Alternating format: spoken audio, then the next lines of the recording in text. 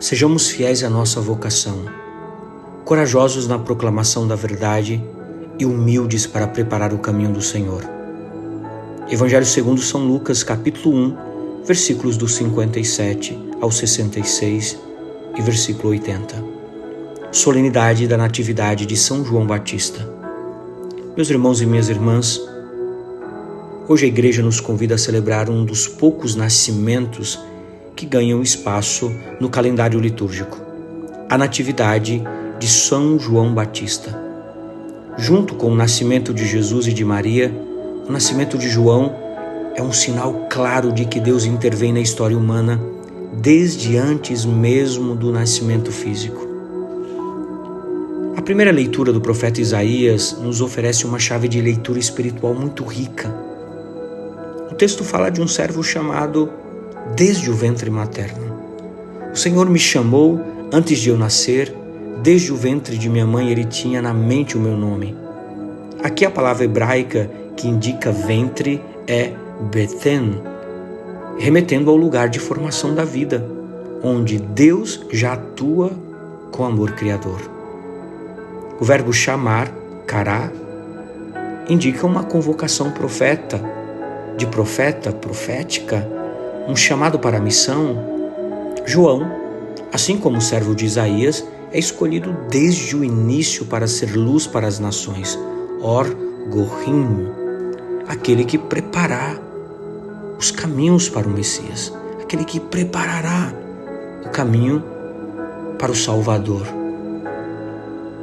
No Evangelho de São Lucas, nós contemplamos hoje o nascimento de João como cumprimento da promessa de Deus a Zacarias e Isabel.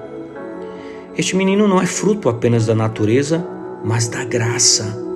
Seu nome, escolhido por Deus, é João, do hebraico Yohan, composto pela união dos elementos Yah, que significa Javé, Deus, e Hanar, que quer dizer graça.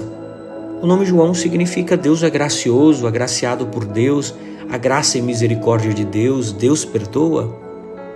É significativo que, apesar da tradição de dar o nome do pai, a família obedece ao anúncio divino. Quando Zacarias escreve o nome dele é João, sua língua se solta e ele louva a Deus. A palavra grega usada para descrever este momento é leó, que significa soltar, desatar, como nos ensina São Gregório Magno. Ele diz que é um sinal muito claro. A incredulidade fechou a boca de Zacarias e a fé abriu novamente a boca desse homem. Aqui a mudez de Zacarias representa o fim da profecia antiga e a abertura para a nova aliança que virá com Cristo após João. Meus irmãos e minhas irmãs, quantas vezes nós também, como Zacarias, duvidamos das promessas de Deus e acabamos nos fechando ao louvor. Mas o nascimento de João nos mostra que Deus é fiel, mesmo quando nossa fé vacila. Ele cumpre suas promessas. Na segunda leitura, tirada dos Atos dos Apóstolos, São Paulo nos mostra o elo entre João e Jesus. João proclamava antes da vinda dele um batismo de conversão a todo o povo de Israel.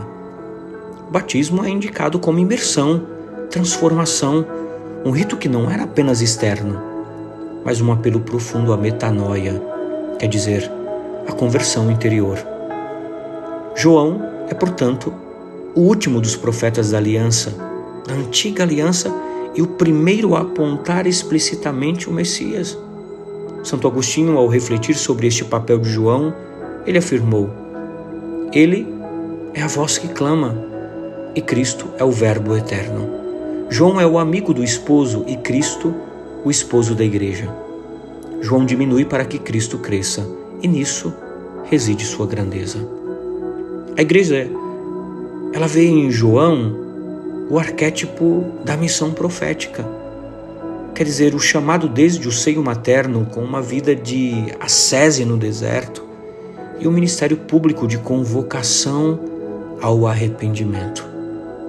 O Catecismo da Santa Igreja nos recorda que João é o precursor imediato do Senhor enviado para preparar o seu caminho, É profeta do Altíssimo, ele excede todos os profetas. É o último deles. O simbolismo litúrgico também é notável nessa solenidade.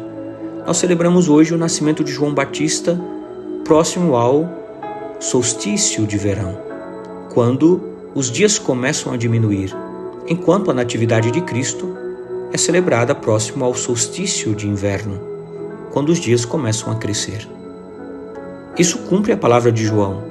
É necessário que ele cresça e eu diminua. São João, capítulo 3, versículo 30.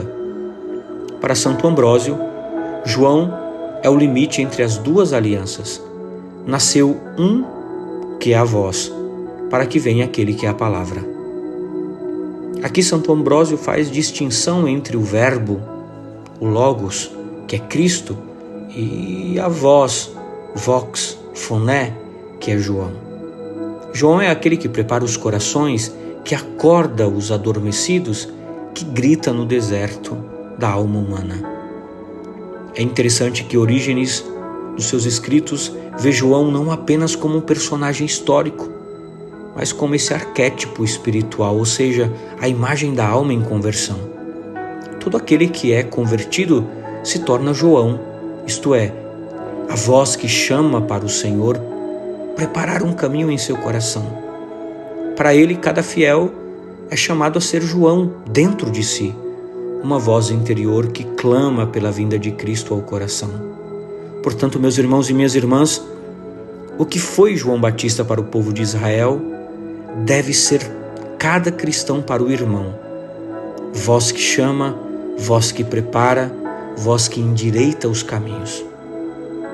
Meus irmãos e minhas irmãs, o que tudo isso significa para todos nós hoje?